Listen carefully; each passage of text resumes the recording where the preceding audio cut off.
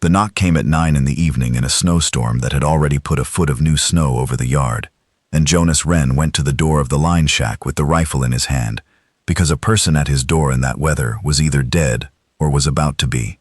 He opened the door a hand's width. 3 figures stood on the porch step, an old woman wrapped in a heavy trade blanket, a young woman beside her, half holding her up, a small child clutching the young woman's belt. The young woman lifted her chin. She said, in careful English, "Sir, we are Ute. We are lost from our band on the ride down to the winter camp. My grandmother is failing. My nephew is small. We saw your smoke. We ask shelter until the storm breaks. We will pay in what we have." Jonas Wren set the rifle against the wall. "Come in," he said. "All 3, quickly." He got a shoulder under the old woman's arm and half carried her across the threshold to the fire. The young woman brought the child. Jonas kicked the door shut with his boot and dropped the bar. He looked at the old woman. She was 60 at least. Her eyes were half closed. Her lips were blue. Her breathing was shallow. He said, over his shoulder, "Get your grandmother out of the wet blanket. Wrap her in the dry wool from the peg by the door. Feet toward the stove, not against it. I am going to warm broth." The young woman worked fast. She stripped the wet blanket off the old woman with the practiced hand of a granddaughter who had done it 100 times, wrapped her in the dry wool, and settled her on the wool rug at the fireside. She pulled off the old woman's frozen moccasins and put the old woman's feet on a folded flannel Jonas set down. The child stood in the middle of the room and did not move. Jonas went to one knee in front of him.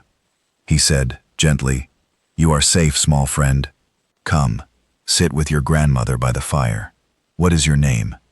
The child looked at the young woman for permission. She nodded. The child said, "Little Otter. Little Otter, I am Jonas. This is my line shack. There is stew. I will warm it." He warmed the stew. He got a spoonful of warm broth into the old woman. She swallowed. He got another in. Her eyelids fluttered. He kept spooning. The young woman sat cross-legged on the wool rug and lifted her grandmother's head gently at the neck between spoonfuls. Jonas fed the child a bowl of stew. The child ate the whole thing without pausing to breathe. The young woman ate when Jonas set a bowl in front of her. She ate the way a person eats who has walked a long way and knows she will need it. Jonas sat on a plank stool a respectful distance off. He did not stare at her. He did not stare at any of them. He watched the door and the stove and the storm past the small window, and he let the 3 at his fireside eat and warm. He said, quietly, when the young woman had finished, "Ma'am, when your grandmother has warmed further and you have all rested, if you would tell me the name of your band and where the camp is set, I will do my best to get you there when the storm passes. It is my line shack. I ride these hills. I have a horse in the lean-to and a sled in the shed. I am not a stranger to Ute camps. I have wintered with your band's neighbor, the Uncompahgre, 3 years running as a young man." The young woman looked at him. She said, "You know Chief Buckskin Charlie's camp?" Jonas said, "I know it. Buckskin Charlie loaned me a mule in '82 when mine broke a leg on a trail out of the San Juans. I have not forgotten." The young woman closed her eyes for a moment. She said, "Sir, my name is Yellow Rain. My grandmother is Antelope Sitting. My nephew is Little Otter," as he said. "Our band is my father's, Snow Owls, and we winter with Buckskin Charlies at the Uncompahgre camp. We were 3 days' ride behind the band when the storm came down. My father sent us ahead on the fastest ponies, because my grandmother had asked to see the winter grounds before her lungs gave out. We were caught. Our ponies bolted in the wind 2 nights ago. We have walked." Jonas said, "You have walked 2 nights." Yellow Rain said, "We have walked 2 nights." Jonas said, "Then eat another bowl, ma'am, and sleep. I will keep watch." The storm blew 3 days. Jonas gave the small bed to Antelope Sitting and slept on the floor by the stove. Yellow Rain slept on the wool rug with Little Otter under her arm. Jonas fed the fire through the nights. He warmed broth. He warmed water for washing. He mended a torn stitch on Little Otter's little jacket by lamp on the 2nd evening after Yellow Rain had gone to sleep against the boy, because he did not want the boy to wake to a torn coat. He did it clumsily, but the stitch held. Yellow Rain did not remark on it in the morning. She noticed. She was noticing many things. On the second afternoon, Little Otter, who had been shy for 2 days, crept over to Jonas at the stove and asked in careful English if Jonas knew how to whittle a whistle from a willow twig. Jonas said he did. Jonas cut a piece from the willow branch by the door that he had brought in for kindling and whittled the boy a small whistle over half an hour, and Little Otter blew a small clear note in the shack and beamed. Yellow Rain, from the wool rug, said in Ute to her grandmother, "Grandmother, he has whittled Little Otter a whistle." Antelope Sitting, without opening her eyes, said in English, "Ute grandmothers understand whistles." On the second morning, Antelope Sitting sat up on her own, blinked at the ceiling, and asked her granddaughter in Ute where they were. Yellow Rain answered. Antelope Sitting turned her head and looked at Jonas Wren. She said, in careful English, "Young man, my granddaughter says you knew Buckskin Charlie." Jonas said, "I did, grandmother." Antelope Sitting said, "Then you are a friend of my brother. Buckskin Charlie is my brother. I am obliged to you for my grandchildren's lives." Jonas said, "You are welcome, grandmother." Antelope Sitting closed her eyes and slept again. Yellow Rain looked at Jonas across the plank floor. Her face did not change, but something in her eyes did. She said, "Sir." He said, "Jonas." She said, "Jonas." He said, "The storm will break tomorrow. My mules can pull the sled. It is 30 miles to the camp.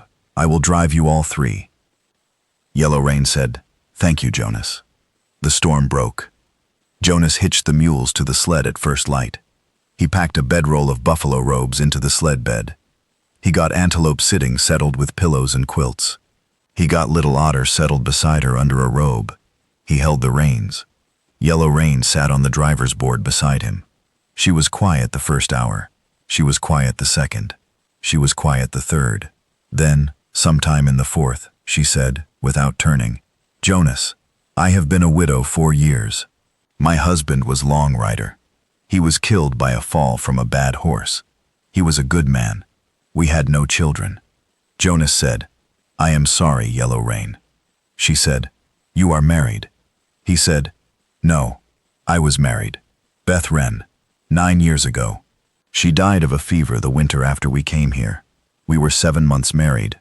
She was 22. I was 32. I have not remarried." Yellow Rain said, "9 years." He said, "9 years." She said, "That is a long time to hold a house alone." He said, "It is." They rode a mile in silence. She said, "I do not say this in any way but to say it. You have been a friend to my brother's uncle. You have been a friend to us. You have driven us 3 days through the snow. I would want you to know, I have watched you 3 days, and you are a good man. Whatever comes next, I want you to know that. That is what my people say when they mean it." Jonas said, "Thank you, Yellow Rain." They came into Buckskin Charlie's camp at dusk on the 5th day. Buckskin Charlie himself came out to meet the sled. He was 70. He was a broad, slow man with gray braids and a face that had watched a great deal of the world. He looked at Antelope Sitting. He looked at Yellow Rain. He looked at Little Otter. He looked at Jonas Wren on the driver's board. He said, in English, quietly, "Jonas Wren, of the Buckhorn Basin." Jonas said, "Chief." Buckskin Charlie said, "You are a good man." Jonas said, "Chief, I did no more than any man would." Buckskin Charlie said, "That is the mark of a good man. Come, eat with us, sleep, ride home when you are rested." Jonas ate at Buckskin Charlie's fire with the band that night. He slept in a guest lodge. He rose in the morning and hitched the mules to ride back. Yellow Rain came out to the sled to see him off. She stood at his mule's head and did not speak for a moment. She said, "Jonas." He said, "Yellow Rain." She said, "I do not want to say the wrong thing at the wrong time. I want to say a plain thing at the plain time. In the spring, when the snow is off the pass and the ponies are strong, I would like to ride to your line shack with my grandmother's blessing, if she gives it, and my father's blessing, if he gives it. And I would like to sit at your plank table and drink coffee with you and see if we would like to sit at your plank table more than a day. I do not ask more than that. I would ask that of you as a plain woman to a plain man. Would you welcome it? Jonas Wren, on his sled beside his mules in the winter dawn of a Ute camp, looked down at Yellow Rain and said, I would welcome it, Yellow Rain. In the spring. She smiled. It was one small, careful smile. She turned and walked back to the lodges. Jonas drove home through 2 days of snow with the corners of his mouth soft. He rode home. The winter was long. He wrote her one letter, careful and short, in mid-January, and sent it by a friend who was riding to the Ute agency on trade. He did not know if she would receive it. He wrote it anyway. He said only that his mules had come through the pass well, and that his cabin was warm, and that he had been thinking of her grandmother's advice about a man's hands. He signed it plainly with his name. She wrote back in February. Her letter came by the same friend on his return. She had written it in careful English herself. She said only that her grandmother sent her regards, and that little Otter had lost his front tooth, and that the winter camp was warm, and that she had been thinking about the man who spooned broth and mended a boy's small torn coat by a lamp. She signed it plainly with her name. Jonas kept the letter in his coat pocket the rest of the winter. She came in the spring. She rode up his line shack drive on a good sorrel pony, in a plain dress of blue calico, with a soft brown shawl, and little Otter riding pillion behind her, on a smaller pony of his own, and Buckskin Charlie himself, riding ahead of them, on a gray, with a small formal blanket over his shoulders. Snow Owl, Yellow Rain's father, rode with them. They stayed a week. Buckskin Charlie and Snow Owl inspected Jonas's ranch, his line shack, his cabin, his herd, his fences, his winter feed, and his character across the whole week. Jonas did not hide anything. Snow Owl sat at the plank table with Jonas the 4th night and said in careful English, You have kept your fences. You have kept your herd. You have kept your wife's grave clean. My daughter is not a possession. She is a woman. She is chosen. I bless it. Do you bless it? Jonas said, I bless it. Snow Owl said, Then she stays if she wants, and she comes home when she wants. That is our understanding. Jonas said, That is my understanding also. They married in June, first at the Ute camp under a ceremony of Snow Owl's people, and again at Jonas's line shack under the circuit preacher, both of them, at Yellow Rain's request. Buckskin Charlie held the circuit preacher's Bible during the second ceremony. He said afterward to Jonas, White man's book is a good book. Not the only book, but a good book, and a good day. Little Otter, who was 7 and had taken to Jonas across the winter and spring like a small determined shadow, stood witness at both ceremonies and said afterward gravely to Yellow Rain, Auntie, Uncle Jonas has good stew. Yellow Rain said, He does. 2 years on a warm September afternoon, Jonas Wren stood at the corral of his cabin ranch and watched Yellow Rain ride down the trail from the pasture with a small dark-haired baby on her hip in a beaded cloth sling of her mother's weaving. Little Otter rode beside her on his own pony.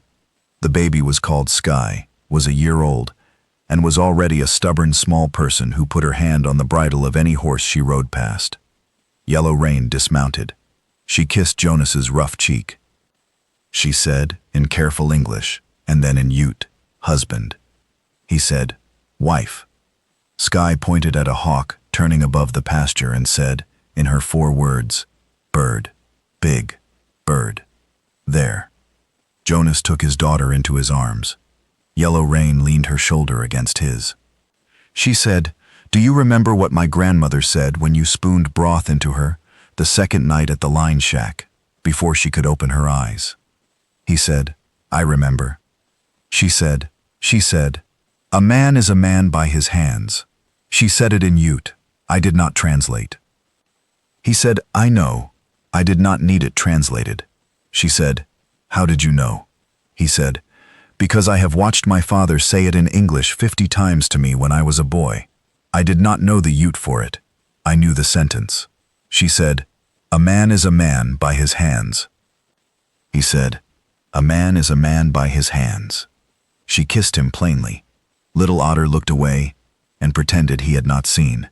The pasture went to gold under the September sun. Somewhere behind the cabin, Snow Owl's second wife was singing a small song for the baby to hear on the wind.